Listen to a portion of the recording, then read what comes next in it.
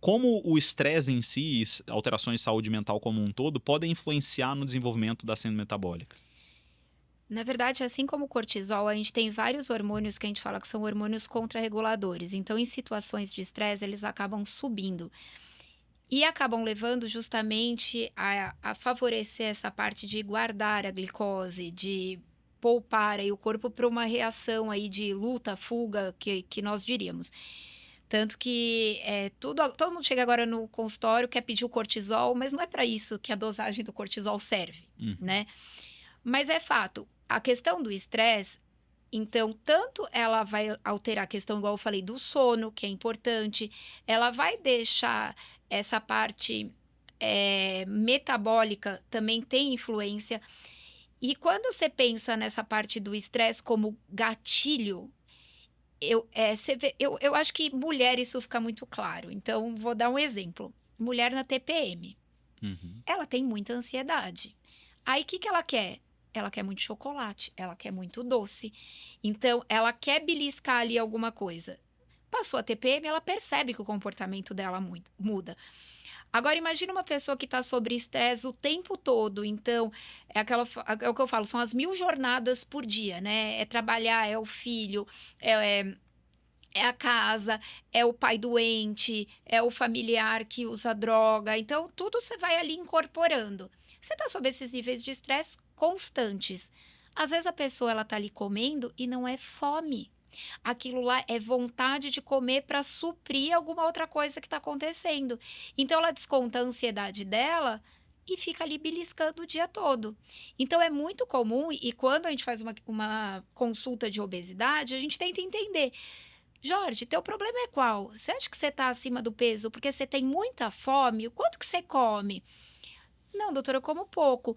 Ah, peraí, mas você belisca? Ah, eu belisco o dia inteiro. Ah, não, mas chega de noite, parece que tem ali um bichinho e eu preciso comer alguma coisa.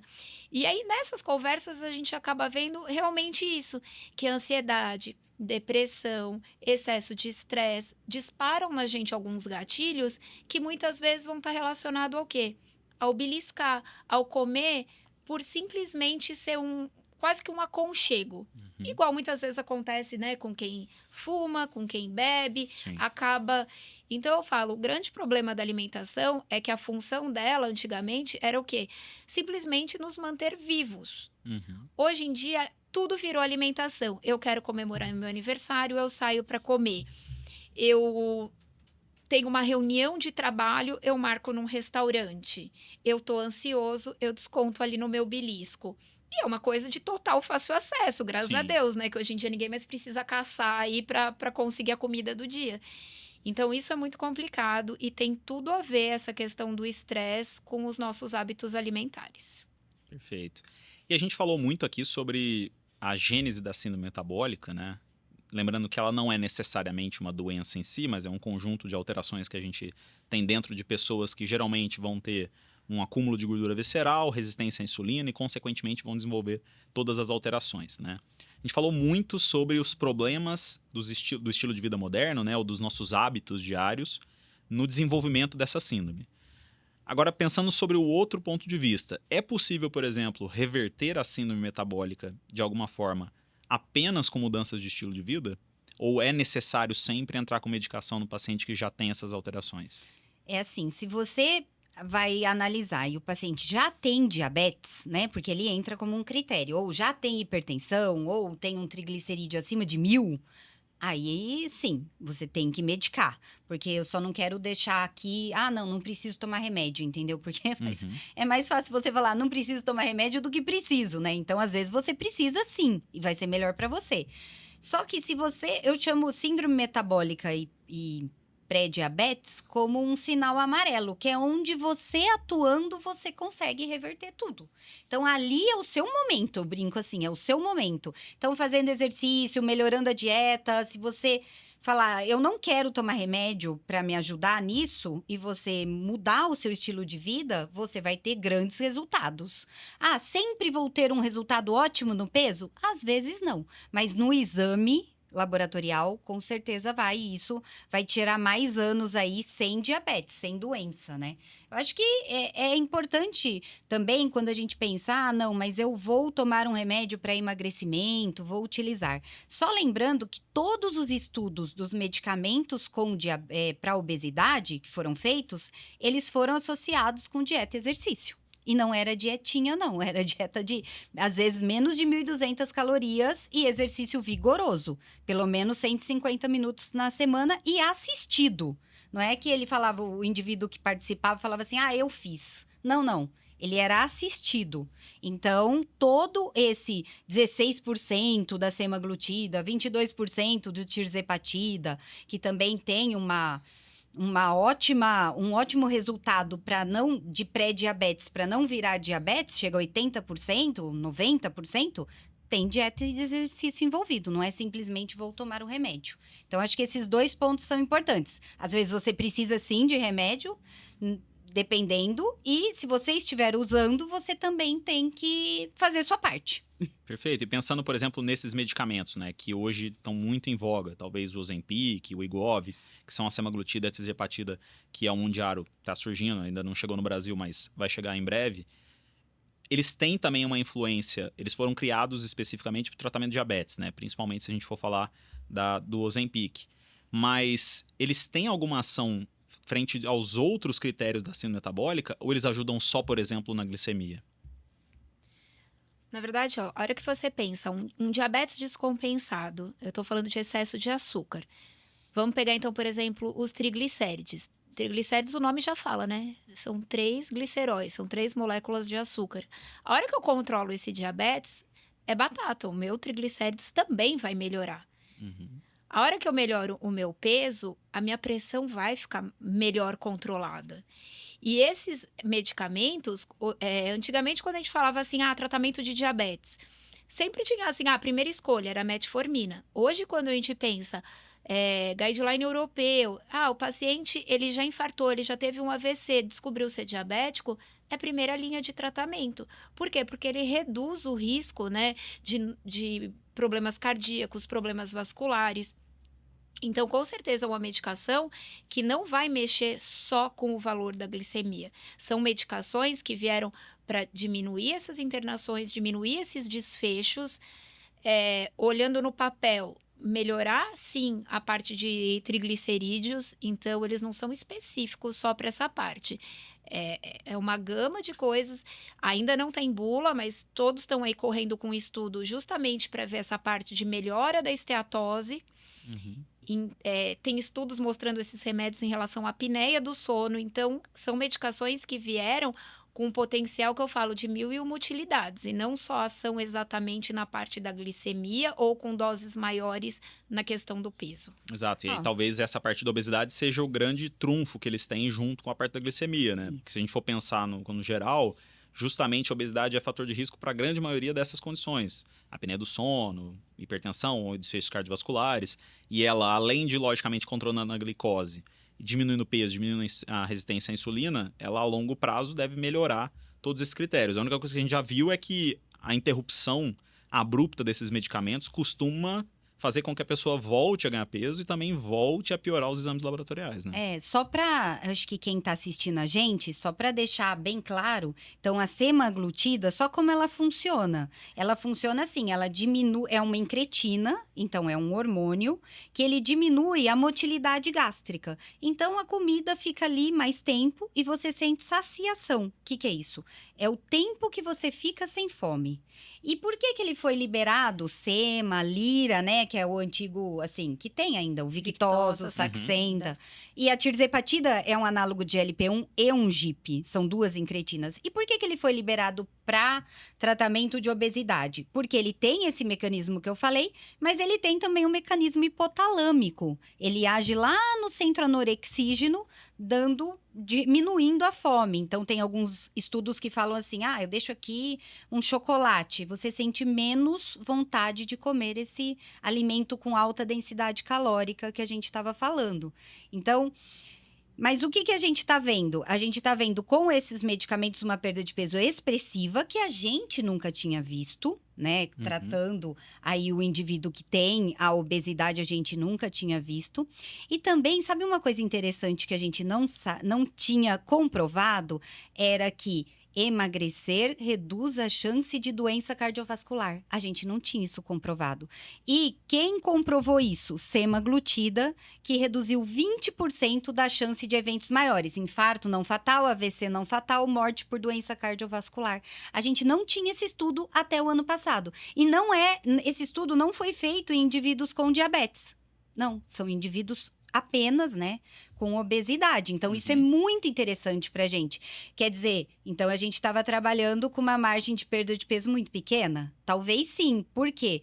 Porque a gente vendo agora quanto que eu preciso perder para começar a melhorar a minha esteatose hepática ou diminuir o risco cardiovascular? Pelo menos 15% do peso.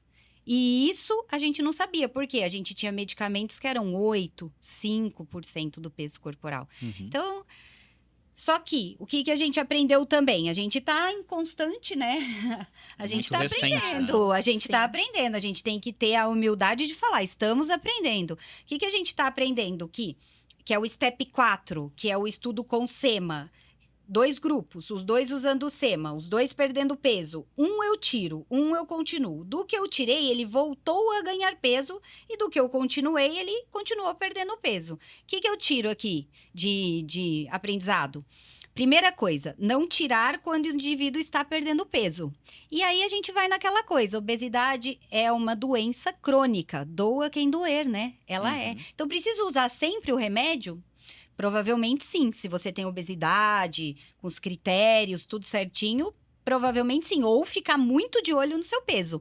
A questão é, você sempre tem que tratar. Aí eu tava conversando isso com um paciente, aí ele falou assim, mas eu não acredito que eu vou ter que usar esse remédio para sempre. Aí eu virei para ele e falei assim, tá, então vamos lá.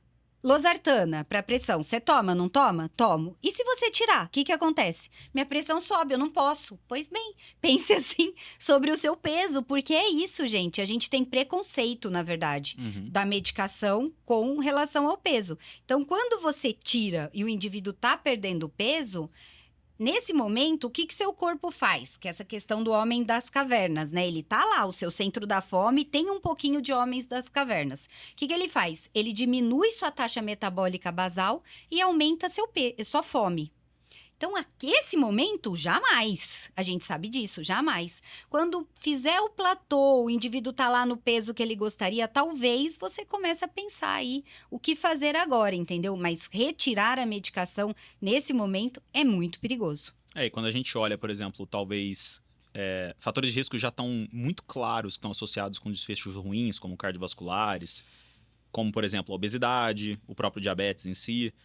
Vem a pergunta que é justamente essa. Poxa, se eu consigo melhorar todos esses parâmetros laboratoriais, inclusive desfechos, quando eu faço o tratamento, ainda que eu não tenha estudos de longo prazo, longuíssimo prazo, demonstrando a segurança do uso por tanto tempo dessas medicações, será que vale a pena eu suspendê-las por conta de um possível risco lá na frente e evitar, por exemplo, utilizando esses medicamentos que o indivíduo tem um infarto, um AVC daqui 10, 15 anos? A gente não consegue fazer isso há tão longo tempo, né? É um estudo caríssimo, Exato. Seria, né? Não, e não só isso, né? A gente não consegue prever daqui a 15 anos, fica muito distante. Então, hoje em dia, realmente, aparentemente, usar esses medicamentos a longo prazo, porque o indivíduo obeso, ele tem um processo de inflamação hipotalâmica, como você citou, que a tendência é que ele sempre volte para o peso maior que ele teve. Então, ou ele tem uma mudança muito importante de hábito de vida, em que ele consiga manter o peso, ou ele provavelmente vai voltar a ganhar peso. É o que a gente fala, por exemplo, até do paciente alcoólatra, né? Ele sempre vai ter um problema com o álcool.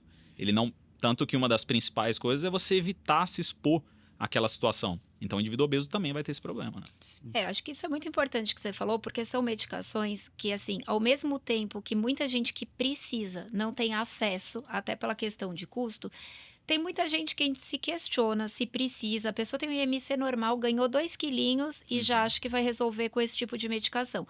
Então, tá tendo um uso também muito indiscriminado dessas medicações. E aí, mas será que isso tem algum risco, tomar esse remédio por tanto tempo, a longo prazo?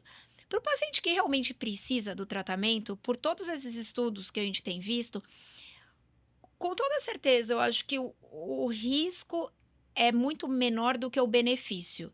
Então, talvez esse indivíduo, se eu não tratar, se eu interromper tratamento muito precoce, ele vai infartar muito mais cedo. Será que ele vai infartar e vai acabar morrendo por conta desse infarto? Será que ele vai ficar com uma sequela desse infarto, então uma insuficiência cardíaca que ele não consegue dar 5 passos que ele está cansado? Uhum. Então, eu acho que isso é muito importante. Mas lembrar que esses remédios também têm suas contraindicações, e por isso que eu falo, é sempre muito importante a gente fazer um uso correto da medicação e não fazer um uso praticamente recreacional. Eu uso, eu paro, eu uso, eu paro, eu faço do jeito que eu quero, já que são medicamentos que não são dependentes de receita, né? Então, qualquer Uhum. pessoa consegue comprar. E é isso, eles não são estéticos. A gente está falando de obesidade como uma doença, não como uma questão estética. Então, eu colocaria aí esse aviso aí no meio, esse warning de, peraí, não é para qualquer um que é para usar, mas quando bem utilizado para a pessoa certa e tudo mais, realmente os benefícios são gigantes. Inclusive, a gente tem visto uma certa movimentação para começar a pensar em um jeito de receita. restringir um pouco a prescrição desses medicamentos, que é o que você falou, né? São extremamente eficazes, a gente não pode falar que o medicamento é o problema, é logicamente o uso incorreto dele que é o problema, mas infelizmente também muita gente que precisa ainda não tem acesso. A gente está chegando próximo aí talvez da quebra de patente da semaglutida, né? Isso talvez entrando na parte de rol do SUS facilite o acesso das pessoas. Porque a gente está E- falando de obesidade, que é uma doença que tem uma prevalência enorme. Exato. Não tem medicamento que faça parte do rol do SUS para obesidade. Não tem. E fora que muitos medicamentos que a gente tem hoje, que eram usados para o tratamento da obesidade, como principalmente antidepressivos, tinham efeitos colaterais muito importantes, né? E até os análogos de GLP-1 ou o GIP também, quando a gente fala do Mounjaro, tem ainda uma outra vantagem sobre outros medicamentos para diabetes, que é a taxa bem menor de hipoglicemia, né? Porque eles são é uma secreção de insulina dependente de glicose dentro do tubo digestivo. Então, além disso, eles têm esse benefício. Pensando então sobre síndrome metabólica como um todo, talvez é possível afirmar que o melhor método para melhorar a síndrome metabólica ou controlar a síndrome metabólica é perder peso? Eu falo que sim. Sim, perder peso, na verdade, vamos melhorar. Não só perder peso, perder gordura corporal. Pronto. Uhum. Porque aquele indivíduo, às vezes, tem indivíduo, como a gente falou, que não precisa perder peso, né? Ele pode simplesmente diminuir a circunferência abdominal. Então, se Trocar perder. massa gorda por massa A Uhum. massa magra, ela é um órgão endócrino. E quanto mais você Melhor. tiver, melhor. Claro que de forma, entre aspas, justa, né? Sim. Fazendo academia, sem tomar Anabolizante. anabolizante, porque aí também você tá trocando 6 por meia dúzia. Então, massa magra e menos gordura é o grande segredo, a grande fórmula, né? Perfeito. E quando a gente fala, por exemplo, de dieta, que talvez seja, junto com a utilização da medicação, um dos pontos que mais está influenciando na perda de peso. Sim. Existe alguma dieta mais indicada para o paciente com síndrome metabólica? Ou é muito mais pensar na diminuição calórica em si do que necessariamente o tipo de dieta? O déficit calórico. Eu falo que a melhor dieta é que a paciente consegue seguir, né, Lívia? Uhum. Porque não adianta nada, você faz por algumas semanas. Primeiro que eu não gosto, vamos lá, do nome dieta, porque dá impressão que é por um período. Uhum. Eu gosto de falar de mudança de estilo de vida. Então, eu incorporei isso para mim. Eu tenho uma tendência a ser obeso, eu já sou obeso, eu já tenho pré-diabetes. Então, eu preciso mudar a minha concepção aí com a minha alimentação, com o meu sedentarismo, com os meus hábitos. Então, já começa por aí. Então, não uso a palavra dieta, modificação de estilo de vida. Ótimo. E eu falo, não adianta encaixar uma coisa dentro do teu novo estilo de vida. Você vai aguentar fazer o resto da vida um jejum intermitente? Você vai aguentar o resto da vida fazer uma dieta cetogênica? O que você vai aguentar? Então, eu gosto muito dessa questão que todas as dietas, eu acho que têm seus benefícios, mas têm seus malefícios. E a melhor é aquele que o paciente consegue seguir. Então, eu sou a favor de comer de tudo, mas de repente fazer um déficit calórico, tirar esses alimentos aí que tem uma alta densidade calórica, substituir por outros. Descascar mais os alimentos do que ficar usando esses ultraprocessados, que em geral tem muita gordura na composição, tem um índice calórico muito alto. Se a gente for, assim, ver alguns artigos, o que teria? para algumas dietas específicas, né? Mas aí é o que a Carol falou mesmo, é o que você tem que incorporar, o que tem a ver com você. Tanto é que, se fosse assim, não precisava mais de nutricionista, né? E a Exato. nutricionista, ela faz tudo certinho para você se adaptar. Então, mas o que tem? Tem low carb, que diferente da cetogênica, você consegue seguir um pouco melhor. E aí você também vai colocar alimentos que não tem um índice glicêmico tão alto ali, que pode te ajudar, principalmente em pré-diabetes e diabetes. E tem alguns estudos de dieta mediterrânea também, que é essa questão de uma gordura saudável, que entra nisso tudo que a gente falou. Uhum. Sabe uma coisa que eu achei muito legal? Que teve um congresso aqui no Brasil, que foi de síndrome metabólica e obesidade, que uma das palestrantes falou sobre o guia de alimentação brasileiro, Sim. que ele é ótimo. E a gente pode seguir, né? Às vezes a gente quer inventar muita coisa para mudar o estilo de vida, já percebeu? Às vezes a gente quer, não, porque eu vou seguir isso aqui, porque nananana. A gente faz toda uma teoria, mas na verdade o simples funciona também. Uhum. Isso que a gente tem que se atentar. Inclusive, se eu não me engano, é de um pesquisador da USP, Isso. do centro de Isso, pesquisa eles deles, que e foi fizeram. utilizado, inclusive, em estudos fora do Brasil, como padrão para alimentação. Então, é interessante a gente colocar isso, pessoal. E eu concordo contigo, né? Quando a gente fala sobre hábito alimentar, dieta como um todo, olhando os estudos científicos, mesmo com uma crítica, porque estudo científico de hábito de vida é sempre muito complicado, difícil de ser feito, principalmente a longo prazo. O que a gente consegue ver é que a maior parte das dietas, aí talvez falando das 3 principais, que é low carb, low fat, a mediterrânea, elas têm eficácia, né? Então, se forem feitas da forma correta, elas vão fazer com que o indivíduo perca peso e melhore os parâmetros laboratoriais. Sim. O grande problema é que quando a gente olha, Sim. olha os estudos com intenção de tratar, olhando a efetividade da dieta a longo prazo, né, a médio e longo prazo, ela perde. Por quê? Porque o indivíduo não vai seguir aquela dieta o resto da vida. Então a importância é você pensar assim em déficit calórico, adequando o máximo possível a sua dieta a alimentos com uma menor densidade calórica, pensando em algo que você consiga manter o mais longo prazo possível, né? Sim. Perfeito.